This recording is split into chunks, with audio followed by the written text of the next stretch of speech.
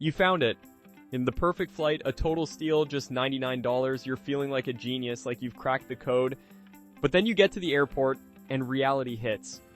A $75 baggage fee, $40 to pick a seat, and another $25 just to check in. All of a sudden, your cheap flight has cost you triple the price. This isn't just bad luck, it's a deliberate strategy. And it's a business model called unbundling, designed to make that first price you see look impossibly low, because they know you'll have to pay for everything else later. Airlines globally are projected to make a record-breaking $157 billion from these extra charges known as ancillary fees in 2025 alone. And their tactics are getting smarter. Airlines use sophisticated algorithms and dynamic pricing to adjust fees based on demand, which means the price for a bag or a seat can change depending on when you fly. But today, we're fighting back. In this video, I'm breaking down the most outrageous hidden airport fees and showing you exactly how to sidestep every single one of them.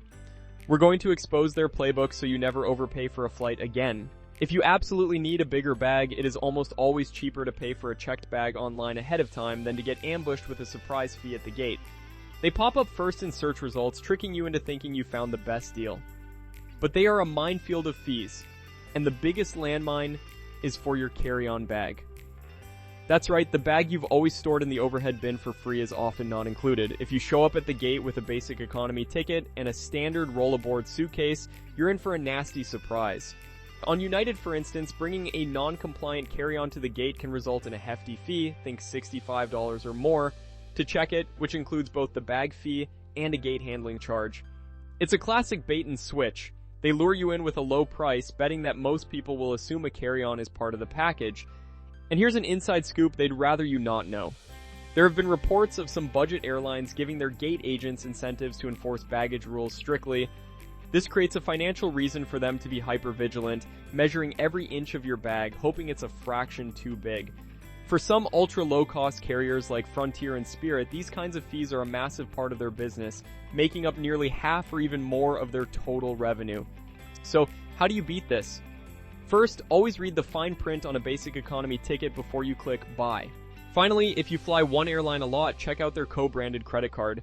Many cards from airlines like United and American offer a free checked bag for you and sometimes a companion, which can easily cover the card's annual fee in just a couple of trips. For example, American Airlines might charge $40 for the first bag if you pay at the airport, but knock that down to $35 if you pay online.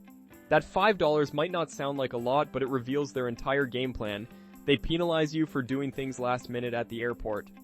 But the real wallet buster isn't the first bag, it's the overweight and oversized penalties. This is where costs can get out of hand.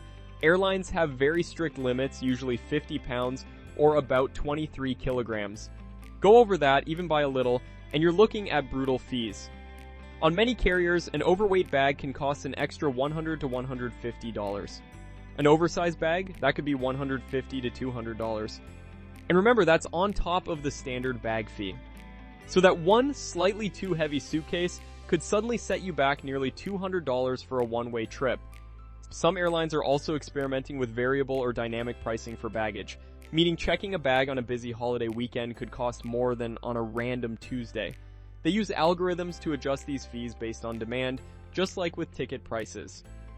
The solution here is simple. Plan ahead. First, grab a cheap digital luggage scale online. They cost less than $10 and are worth their weight in gold. Weigh your bags at home. If you're over, move things around, or even better, ask yourself if you really need to bring that extra pair of shoes. Second, always prepay for your bags online. The price is virtually guaranteed to be lower than at the airport.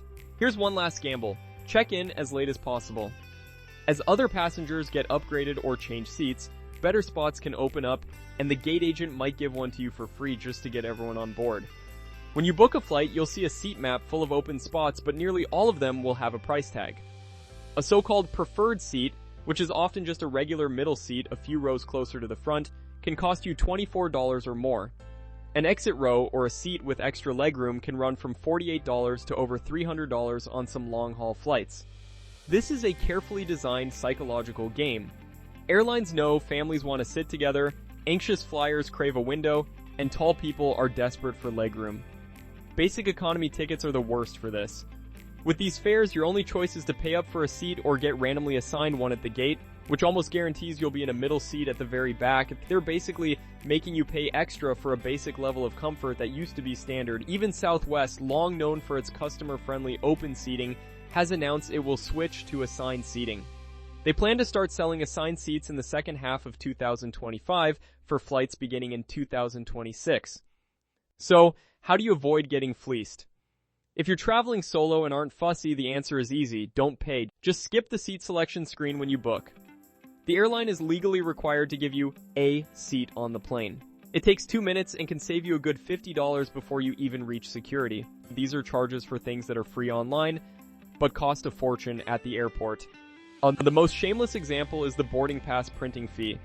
Some budget airlines, like Frontier, will charge you up to $25 just for an agent to print your boarding pass at the check-in desk. This fee exists for one reason: to catch travelers who don't know the rule or don't have a printer.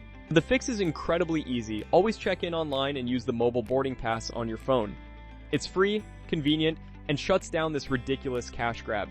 Similarly, some ultra-low-cost carriers have an airport check-in fee. If you don't check in online beforehand, they can charge you extra just for talking to an agent at the counter. From now on, you play by yours.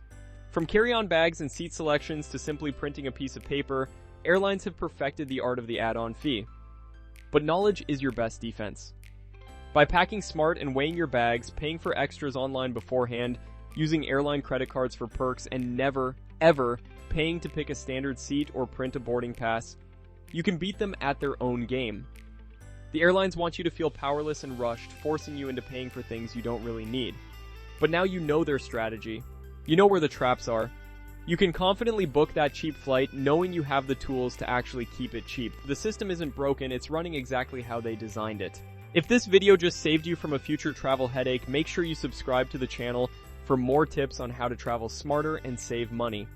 And check out this next video on my screen now where I break down the best and worst travel credit cards of 2025. Thanks for watching and fly safe.